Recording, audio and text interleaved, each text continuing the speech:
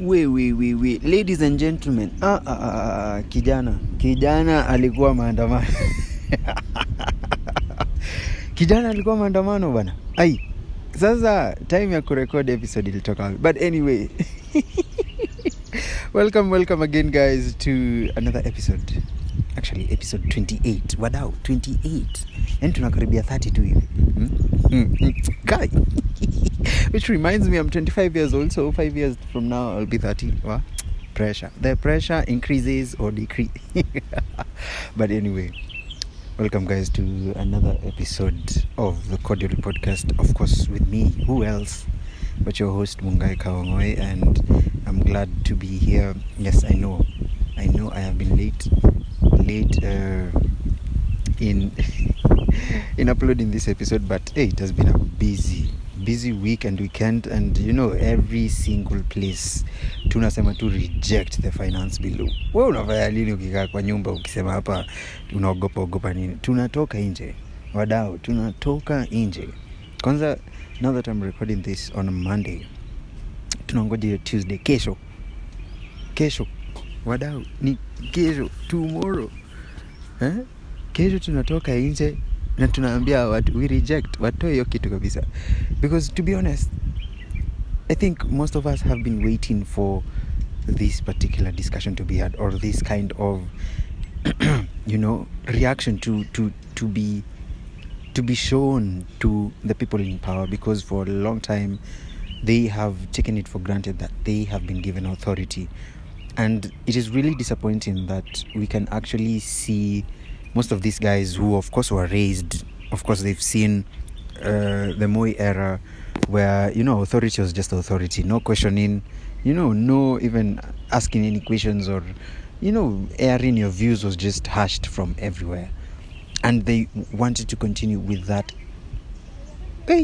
narrative. And I'm like, bro, we are in another age. And I'm glad that there are people who are actually coming out during this time and saying that, we made a mistake in giving this guy the keys to State House, And it is big. Me personally, I regret, ticking on that place, on that piece of paper. Nikaeka hapo tick kwa huyu jamaa. Sasa, to be honest, it is really disappointing, especially from the fact of it was my first my first time to vote. I felt like it is such a big disappointment, because we can see the effect that it has brought upon us. Like, we are in dire need of just a change of everything. And I am glad that people are outside here. I am glad that people are coming out and people are one and together to do all these things. Jamani, mpaka we are picketing and these people are still doing things that are really don't make sense. Like, they're using power in the wrong way. And personally, I love order to a point where I understand that it is good to respect authority, whether you like it or not. It is good to respect authority, but also it is also your duty as a citizen, to keep these guys in check, to keep questioning, why are you guys making some decisions? Why are you guys not listening to us? Because right now, people have been saying, we do not want that thing, like, completely. We do not care what is inside there, because of course we've read. Imagine, the government is at a bad state to a point where even kids who are 12 years old, teenagers, they are out here saying we reject the financial bill. Mimi nikikumbuka nikiwa mdogo hata sikuwa najua financial. Mimi nilikuwa najua tu siku moja katikati ya mwezi kuna kajamaa kanabebanga briefcase iko na kalogo fulani. Bas. But right now, people are having information on their hands, and it is such a good sight to see, because if kids are getting this information when they're that young, then that means that we are actually headed in the right way, in terms of children getting to understand how effective they are in making the generation of tomorrow. For a long time, we have been told sisi ndio leaders of tomorrow. And to be honest, there was a joke that was actually niliona kwa meme Ati tumeshinda tukiambiwa we are the leaders of tomorrow, and this is our chance to actually make that happen and not wait for tomorrow, because that tomorrow is today. We have waited for long, and it is really amazing that we could see people turn up and people, give out their views. However much the police were, doing their thing, which doesn't make sense, because in Nairobi, the police were really brutal, even leading to killing people, and it's really disappointing to see that, for even you as a human being to use a live bullet to kill somebody. But I was having a conversation with somebody recently, and this person was telling me of how the recruiting process of the police, those trainings and all that, is made to diminish you, especially as a man. Like, you're made to be diminished in a way that you have to accept whatever is being done to you. And I think that is one aspect. If I was the president, I was sitting down, even me, thinking, if I was the president, what kind of moves would I make, if I came in as a quote-unquote Gen Z president, ningefanya nini?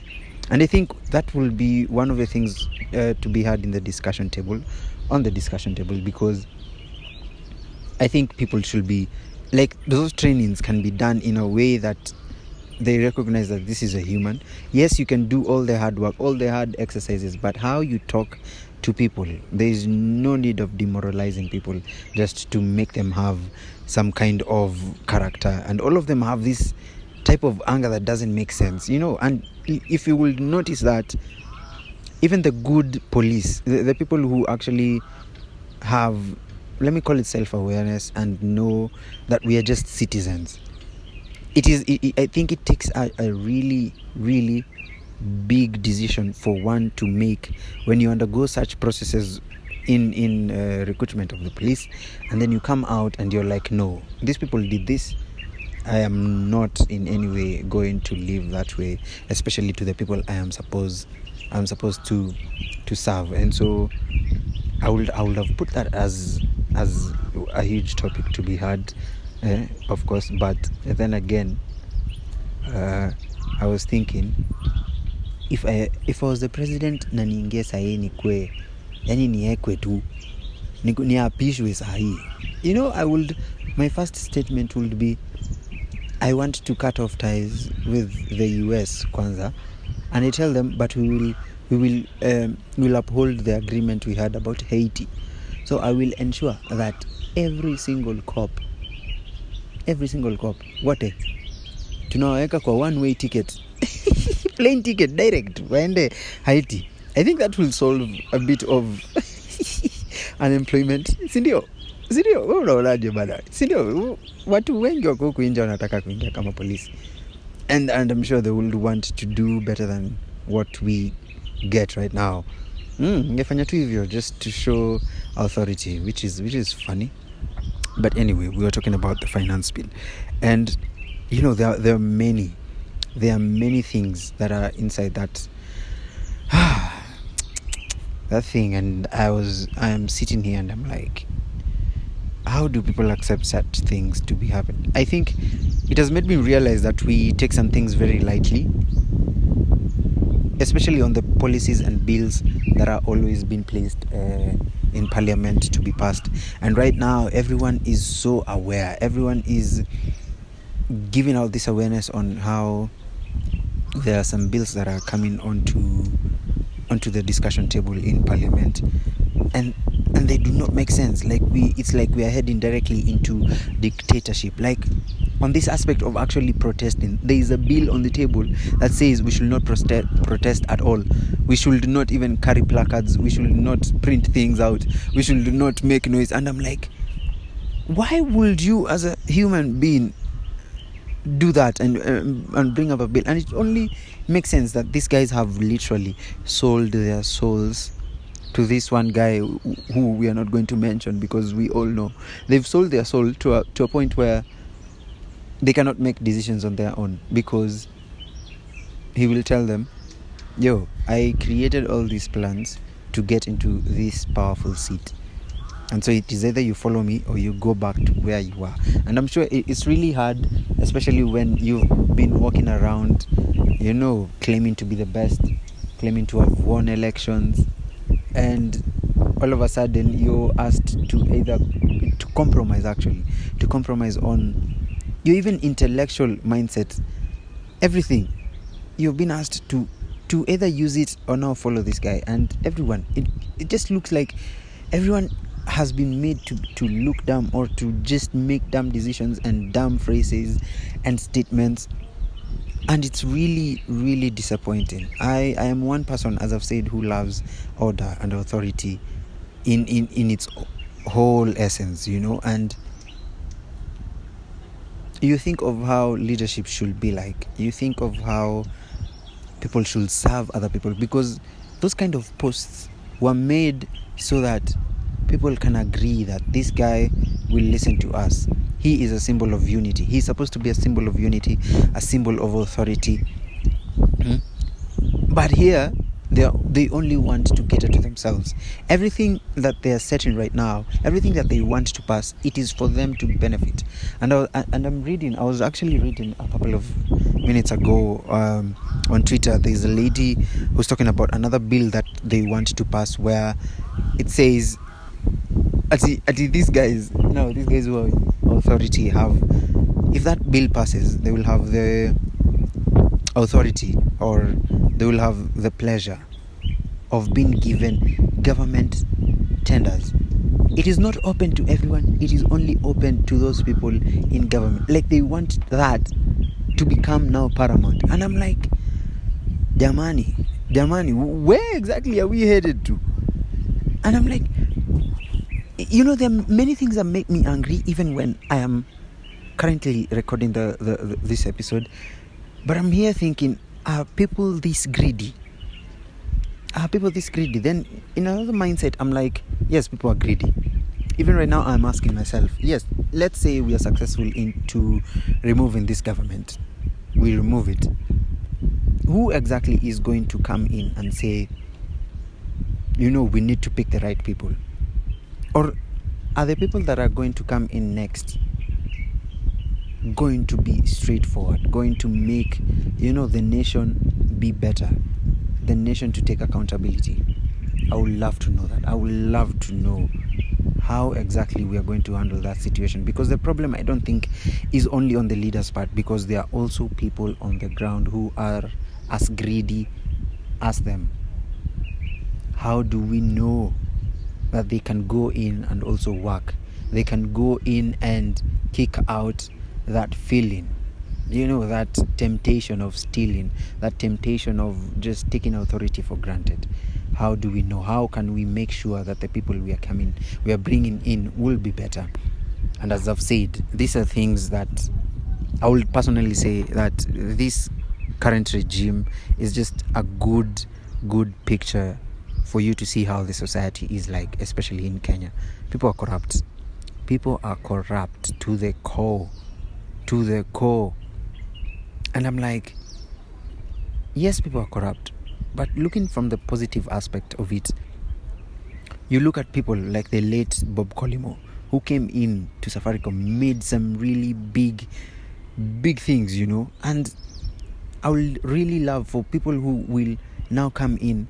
We will get to choose people who actually have that kind of mindset, where they know they are serving people and not their own desires. You get?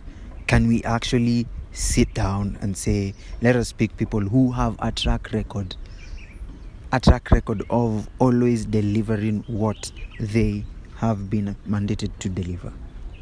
I think that is the only way we are going to move forward as a country, because, to be honest, all these things that are happening right now, it has a ripple effect to everything else.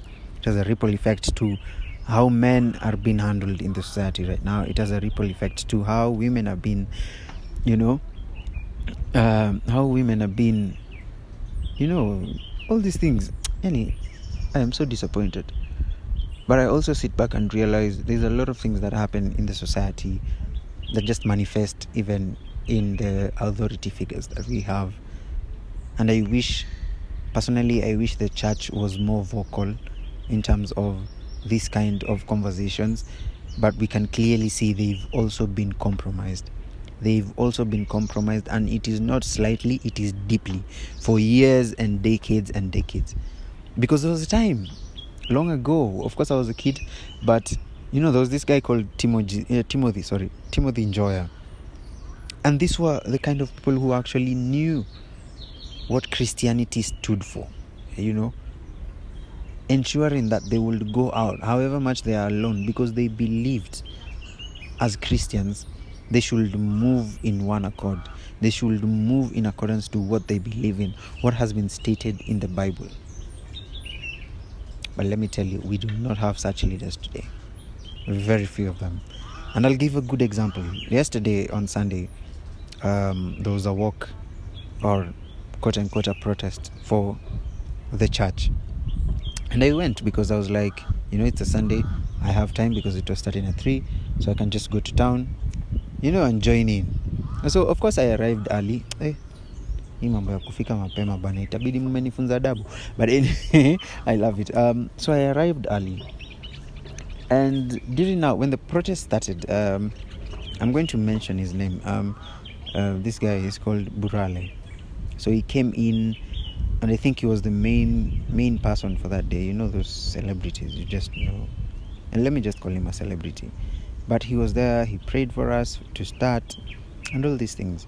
So when we started, now the shouting and the making of noises and all these things, so me, I was like, yeah, we are singing gospel songs, but we also have to make that statement where we're saying this government hasn't done anything that is tangible enough to have hope in them, so they should be removed, because that is my standpoint. These people came in from a standpoint of God, and using God as a way to manipulate people into making them, vote them in, and they've done the completely opposite of what people were expecting, and it is quite disappointing. So Dr. Burale, or I don't know if it's doctor or whatever his name is, I don't know, Burale now came in, and now there was another point where we stood, and then we had to give other speakers to pray. There were many prayers actually in between. So this happened. Somebody came and prayed, and they were like, we pray for the government, we pray for the governors, because we know they have leadership in them, they should do what. And I'm like, excuse me, we cannot continue praying about these things. We cannot continue praying about these things. Prayer does not work if we do not put ourselves in it, whereby we have to put the actions that are required of us. We cannot wait for God to just turn up. It does not make sense. We cannot wait for God to turn up, because He will never come down as people expect, this mighty one. No, because He gave us dominion over the earth, and the people we elected are using that dominion to just ruin everything. And if somebody knows they're ruining things, there is no need of having hope in them. So why would we continue praying? And this thing, the walkout now looks very disorganized, because now came in another lady that I really admire. I admired her prayer because she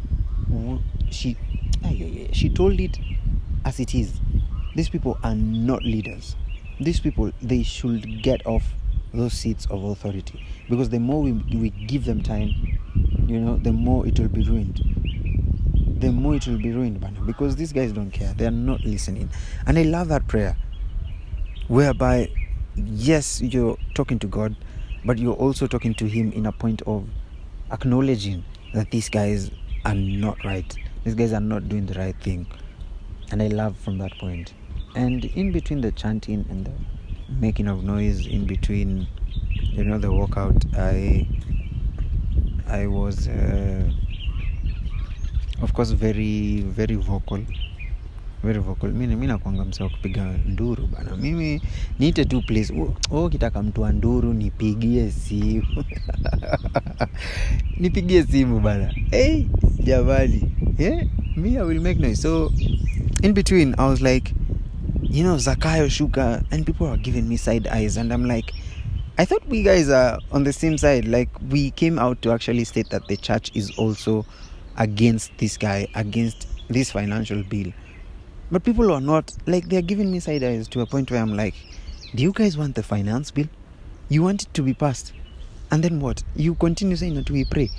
And you look at other videos that have been posted online that happened on Sunday, and you hear some people talking about how the Gen Zs do not understand history, or the Gen Zs don't do this.